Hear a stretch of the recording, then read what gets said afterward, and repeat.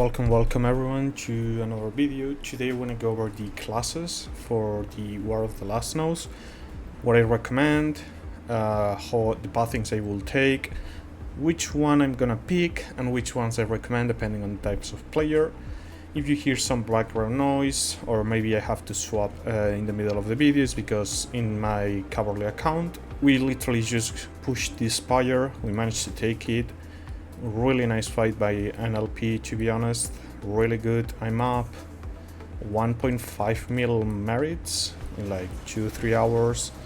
I will make some videos about it, okay, like I always do about PvP, but yeah, so far my caps were eating good all the time. I only got destroyed once and was versus a garish Madeline with Frostbear, so even if with that Frankenstein I got kinda cooked. So yeah, lesson learned, not hitting Gorish. But back to the topic of the video. If we go here, well, let me actually move this, otherwise I just hear the destruction of the flags. So we have Druid, Engineer, Herbalist, and Warlord. Now, there's one which is pretty easy, which is the Herbalist. This for me is just farm accounts, okay? It's the only reason you should pick this, not even in start of the season, nothing like that. This is pure farms, okay? I'm gonna do this first because it's like the fastest one you can go, or I can do. Here you have the proficiencies, Panacea, okay, grants, cost 15 AP, grants elixir bottles, okay? Here you have the cost reduction of the skill, and here you get one extra box, okay? Additional 10k elixir, 10% chance to get 40k extra elixir, up to 25% chance, 5,000 alliance points, I mean, I don't know, 1k merits, like, bruh. Then we have here, select one of your legions on the map to cast Road of okay, whatever this word is. The legion heals 5 surrounding legions, I mean, not a huge fan. Casting Panacea has a 50% chance to grant a Potion of Courage, Potion of Fortitude, or Potion of Relief. The one buff of potion can be applied at the same time. Panacea also grants advanced elixir boxes, okay? So pretty much the pathing we're gonna do for this one is we start with this, we go up here, I do all to 1, okay? You do all to 1, and then you start maxing out, okay? So this for me, the best we can do probably is this up here, because yes, this is more, but it's a 25% chance, okay?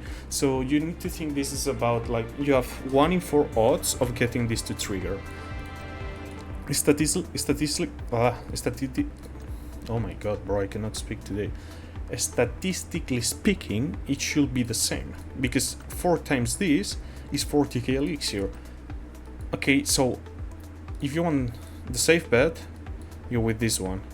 If you want the risky bet, you go with this one. At the end, it's gonna be RNG. If you have good RNG, you're gonna end up getting more elixir, okay?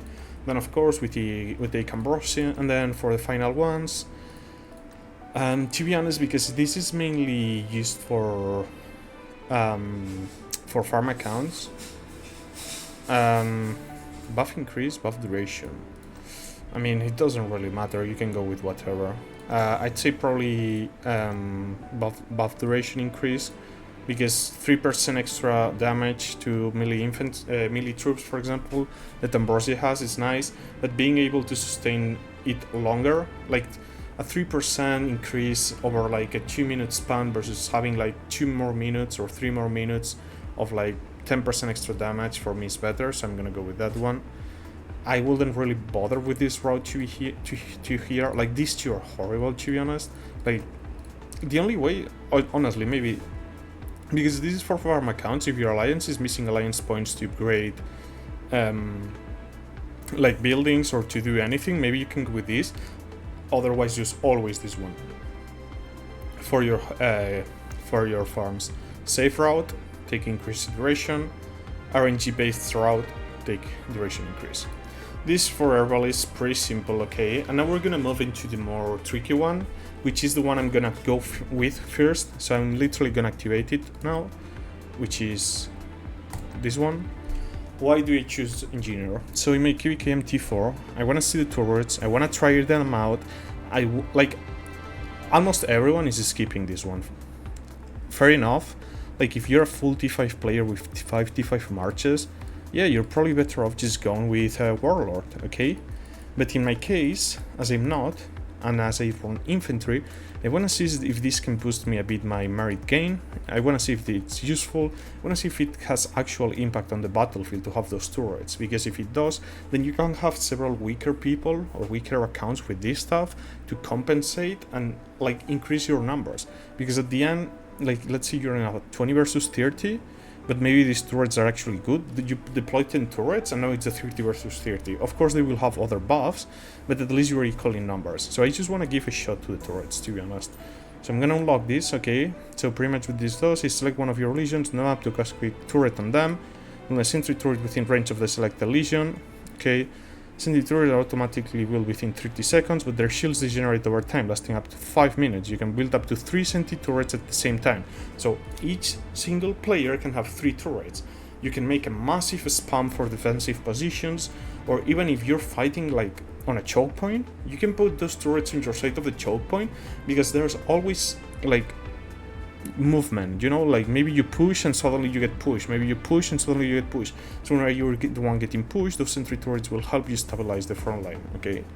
Now for the second ones, it's either increase merit bonus 10%, which is nice, or reduce the AP cost. Now for this one, I'm going with merit gain, 10% extra merits.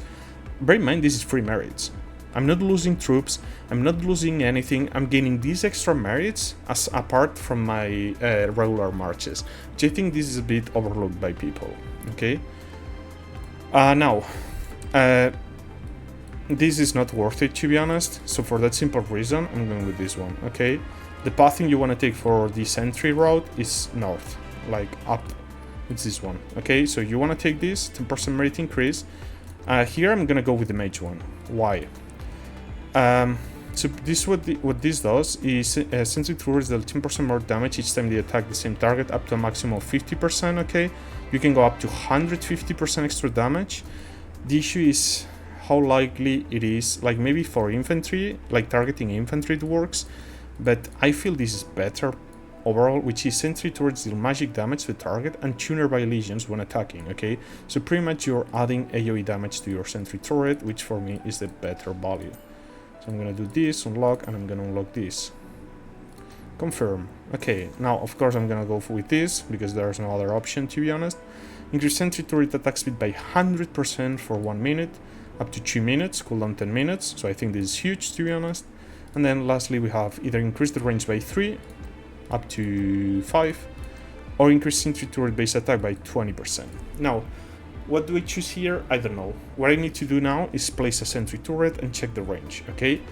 Because if increasing the range plus 5 equals to having the range of mages, I'm going with this, okay? But if the range is still too short, then I'd rather go with the attack, because my turret will last like not that crazy amount of time, so at least the amount of time it's alive, it's dealing more damage, okay? So this, I mean, why not bring my mage march out? I'm gonna do some testing. So, in theory, let me see. Okay, so this should be max range on that Darkling. Location obstructed by what? What? No, it's because of the circle. Okay, hold on. I want to see the range difference, because if they have more range than mages, it could be really huge for especially choke points. Especially considering I can put 3 of those. So this should be max range. Now I want to put myself... the more... Nah, I'm pretty sure this is more range than mages. You know, I'm suddenly... Frankly, I swear I hate bugs. Like, this on a bridge fight can be insane. You put them on the sides... Oh, come on, come on, come on. Okay, perfect. Now he's in range. Come on. Before he moves. It has slightly more range than mages. Slightly. Not, well, but I'm actually missing 1 point, so yeah, they do have more range than mages. That's nice. Then I'm going with this route. I want maximum range with for my turrets, so they survive, like, so they are not the main thing that the enemy is targeting, so they can free DPS. I'm really hyped to try this in open field. Like, I don't know the amount of, like, the stats of the thing itself. I don't know if it's, like, gonna give me... Like, of course I don't expect this to decimate the enemy units, but I do expect to deal at least some decent damage. So, yeah, that will be for the engineer. So you go with this, you pick this, you pick the AoE damage, you pick the overclocking, and then you pick this. I hate that you need to come here to press this. You'll be able to press this somewhere on the screen. So yeah, now for the final two, and probably the two most used. So there's Warlord and there's Druid. I don't know why people are so hyped about Warlord over Druid. My second option, if engineering doesn't really work, is to go with Druid. I really feel this, at least for T4 players or low T5, like low spender T5s, this is probably better. Look at this. So the pathing we're gonna take, obviously, we take this, okay? We're gonna up north, okay? Now here it depends, are you infantry, you take the counter-attack damage bonus plus 10%. Really nice buff. Like, this is Kobol's awakening skill pretty much on a spot. If you're playing, for example, archers, you could still go with normal attack, counter-attack damage increase, but I'd rather go with normal attack damage bonus, to be honest, as an archer player. For me, which I'm mainly infantry, I'm gonna with this one we think Burden Boom. This is huge, okay? So, well, I didn't explain what it does. So first kill, what it does is, around one of your units, you create a buff, an AoE buff, which increases 10% attack for 15 minutes, okay? Plus, those marches that are buffed thanks to you will give you 5% of the amount of merits they receive. So me, as a T4 infantry player, I feel this is really good. Yes, sure, it's a maximum of 150 merits, like 150k merits, it's not much, but I can transform this into more elixir to help me sustain more the open field fighting, which I'm all for it, okay? Burden Boon, this is huge, okay? So we get the counter-attack here, but remember, so far, this only helps my teammates. It's not helping my marches. What this does is that when I cast Rite of Impetus, which is the skill here, 5 of my legions, nearby legions, also gain the buff of impetus, so now I'm buffing 2 marches. I'm buffing every single one of my marches with 10% extra attack, 10% counter-attack damage, and I'm buffing 5 other allied marches that they're gonna give me 5% of their merits to me. And I'm giving them 10% attack and 10% counter-attack damage bonus. Like, that for me is kinda insane. And lastly, we either choose 10% more merit bonus or 10% less severely wounded units. Me as an infantry, which I'm gonna get negative reports, and I wanna have uptime on my infantry, I'm going with this. If you're playing archers, if you're playing any other troop type that is not infantry, okay, probably this is better, okay? So down below would be for infantry. I think for infantry, yes, getting less seb wounds is better, okay? Don't go this route, it's not really worth, like, duration bonus, the attack bonus, but then here 3 more alliance legions. Like, you want to buff yourselves too. This is not just a full buffer build for the opposite, for your allies, okay? No, why do I think this is so good? Remember these values, okay? Remember that this gives us 10% merits or 10% less seb wounds, and that this gives us 10% counter-attack damage, okay? Just look, if we go to Warlord. Warlord, what is this class? Stewardship. For the next 30 minutes, slightly wounded units in your legions are healed after battle. Remember, after battle. The healing rate is equivalent to 50% of any units that the legion defeated in battle. Me as an infantry main, this is worthless. The likelihood that my infantry will die without stopping a battle is super high, so I'm not gonna really benefit from this. My infantry will die faster than the battle ends in 80% of the cases. Yes, there can be some concrete, like if you're on a smaller scale fight, sure, your infantry might end the fight, you win, and they can heal up, but it's not gonna be what happens in the most important fights where you're YOLOing your infantry deep inside, okay? They're gonna end up dying there. So this is kinda worthless for me, because especially as a T4, the likelihood that I die in the middle of the fight is way higher, okay? Now, then we have reduce the cooldown by 30 minutes, because this has a cooldown of 2 hours, or we reduce the cost of AP. Okay, next. Increase stewardship duration by 10 minutes, or increase the healing effect by 20%. Here, did you remember what is said on the Druid? Reduce the severely wounded units while Stewardship is active by 5%. Meanwhile, in Druid, you have a 10% severely wounded reduction. And here in merits, you gain 5% merits versus Druid, which you win 10% more merits, okay? So these two are literally worse than the Druid version. Now, where comes the important part for the Warlord here, okay? Legion deals 0.3% more damage for every 1 mil level 4 units healed through resource healing this season, up to a maximum of 3%, okay? I do believe 10% extra attack and 10% extra counter attack damage and 10% less units severely wounded outweighs this. Like, what am I getting total? 10% extra damage? Like, is 10% attack and 10% counter attack less valuable than 10% all damage? I mean, probably, but it's not gonna be by that much, okay? It's gonna be noticeable, but it's not gonna make insane reports. But here I'm getting 2x the value that the other... Like, here I'm getting less 2x the value that the other skill is giving me. And now if we go here, I don't think anyone should really pick this. This is the same as this one, but with dead units. It's most likely that you fill up with the heal through resource healing, okay? And you gotta remember, you need to reach that point, which is 10 mil level 4 plus units healed, to benefit from that 10%. Meanwhile, the other one, you have it always. So I'm not really sure Warlord is really that good as people are saying it is compared to Druid, to be honest. Finally, we have 5% resource healing cost reduction, that's nice. This one for me is kinda useless, to be honest. Increase route, Legion march speed by 30%, up to 100. I'd always take this. And we have 3% extra units revived at the end of the KVK, or march speed bonus of 10%, which is nice. But my pathing for this one will be from here to here, okay? Here, I mean, it depends, again, if you're archers, cavalry, mages, go with this. If you are infantry, I still go with the 7 reduction, okay? That for me is really valuable for infantry players. Then of course we take this one, and here I take the resource healing.